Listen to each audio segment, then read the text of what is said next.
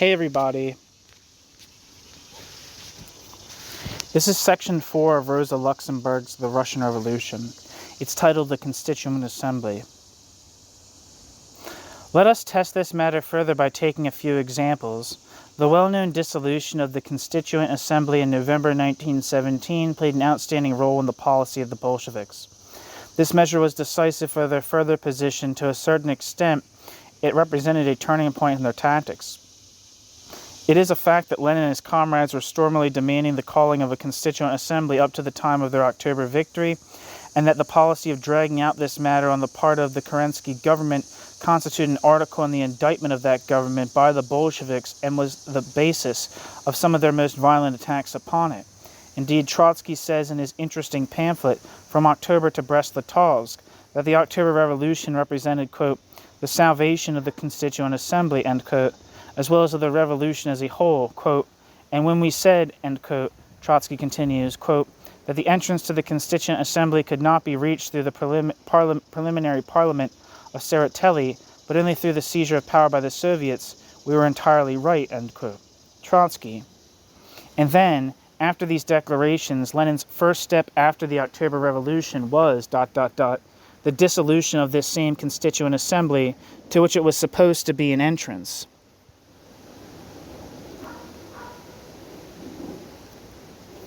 Footnote. The Constituent Assembly was dissolved at its first session in January 1918. End footnote. What reasons could be decisive for so astonishing a turn? Trotsky in the above-mentioned pamphlet discusses the matter thoroughly, and we will set down his argument here.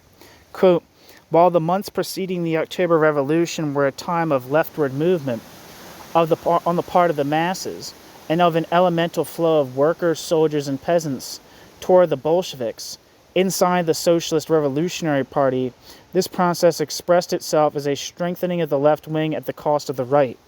But within the list of party candidates of the Socialist Revolutionaries, the old names of the right wing still occupied 3/4 of the places, Then there was the further circumstance that the elections themselves took place in the course of the first weeks after the October Revolution.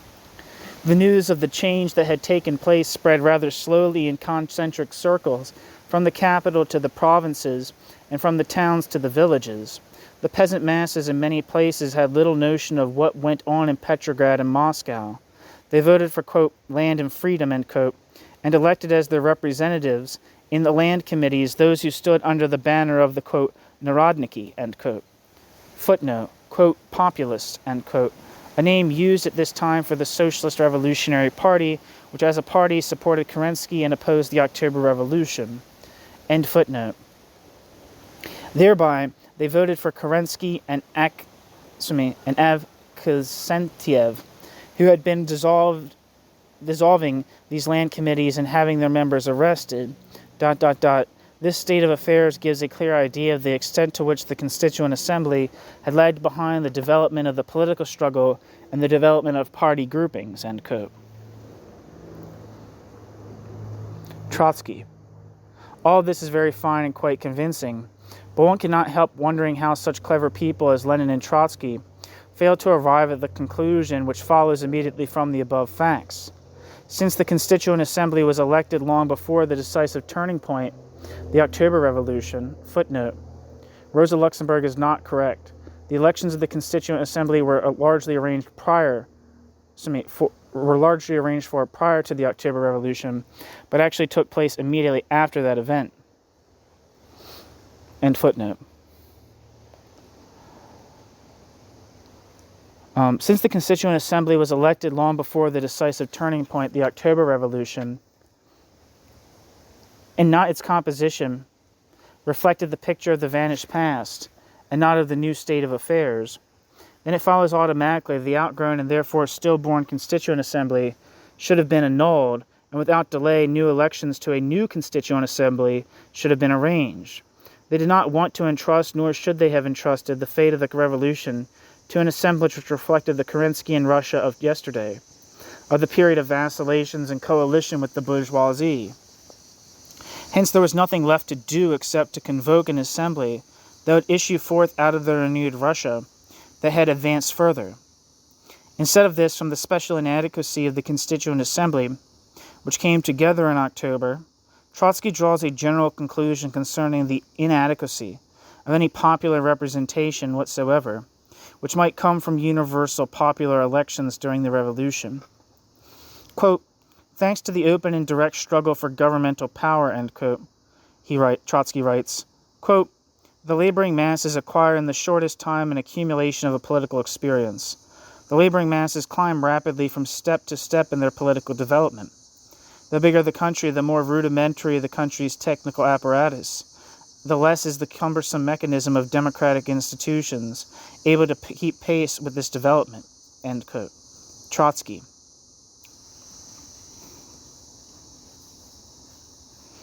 Here we find the, quote, mechanism of democratic institutions, end quote, as such called in question. Here we find the, quote, mechanism of democratic institutions, end quote, as such called into question. To this we must at once object that in such an estimate of representative institutions, there lies a somewhat rigid and schematic conception which is expressly contradicted by the historical experience of every revolutionary epoch. According to Trotsky's theory, every elected assembly reflects once and for all only the mental composition, political maturity, and mood of its electorate, just at the moment when the latter goes to the polling place. According to that, a democratic body is the reflection of the masses at the end of the electoral period. Such as the heavens of Herschel always show us the heavenly bodies, not as they are when they are looking at them, but as they were at the moment they sent out their light messages to the earth from the measureless distances of space. Any living mental connection between the representatives, once they have been elected, and the electorate, any permanent interaction between one and the other, is hereby denied. Yet how all historical experience contradicts this. Experience demonstrates quite the contrary, namely that the living fluid of the popular mood continuously flows around the representative bodies, penetrates them, guides them. How else would it be possible to witness, as we do at times in every bourgeois parliament, the amusing capers of the, quote, people's representatives, end quote, who are suddenly inspired by a new, quote, spirit, end quote, and give forth quite unexpected sounds, or to find the most dried-out mummies at times comporting themselves like youngsters, and the most diverse little Scheidemänchen, suddenly finding revolutionary tones in their breasts, whenever there is rumbling in factories and workshops and on the streets. Footnote, quote, Little Scheidemann, end quote, a play on the name of the pro-war government social democrat Philip Scheidemann. And is this ever-living influence of the mood and degree of political ripeness of the masses upon the elected bodies to be renounced in favor of a rigid scheme of party emblems and tickets in the very midst of revolution? Quite the contrary. It is precisely the revolution which creates by its glowing heat that delicate, vibrant, sensitive political atmosphere in which the waves of popular feeling, the pulse of popular life, work for the moment on the representative bodies in most wonderful fashion.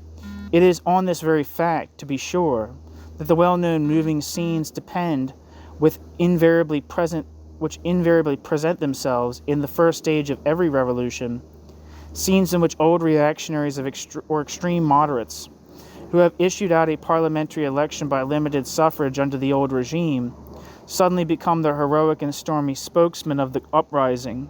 The classic example is proved by the famous, quote, Long Parliament, end quote, in England, which was elected and assembled in 1642 and remained at its post for 7 whole years, and reflected in its internal life all alterations and displacements of popular feeling, of political ripeness, of class differentiation, of the progress of the revolution to its highest point, from the initial devout skirmishes with the crown under a speaker who remained on his knees to the abolition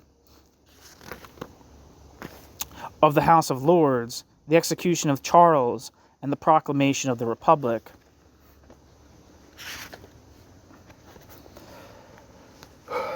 And was not the same wonderful transformation repeated in the French Estates General, in the censorship subjected Parliament of Louis Philippe, and even And this last, most striking example is very close to Trotsky, even in the Fourth Russian Duma, which elected in the year of grace of 1909, under the most rigid rule of the counter-revolution, suddenly felt the glowing heat of the impending overturn and became the point of departure for the revolution. Footnote: it was this Fourth Duma which, after popular demonstrations in February 1917, sent 2 emissaries to the Tsar to request his abdication. End footnote. All this shows that, quote, the cumbersome mechanism of democratic institutions, end quote, possesses a powerful corrective, namely the living movement of the masses, their unending pressure.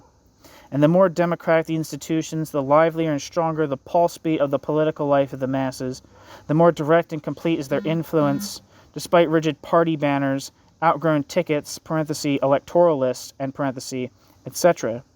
To be sure, every democratic institution has that democratic institution's limits and shortcomings, things which that democratic institution doubtless shares with all other human institutions.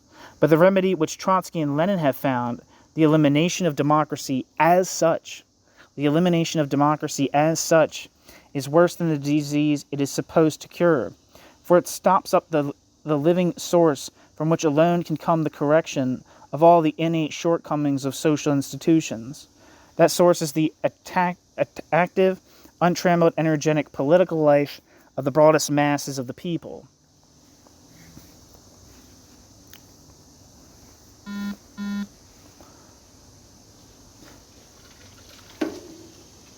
That is the end of Section 4 of Rosa Luxemburg's The Russian Revolution. Section 4 was titled The Constituent Assembly.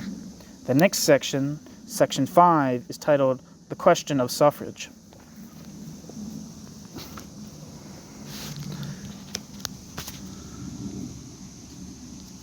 Thank you so much for listening.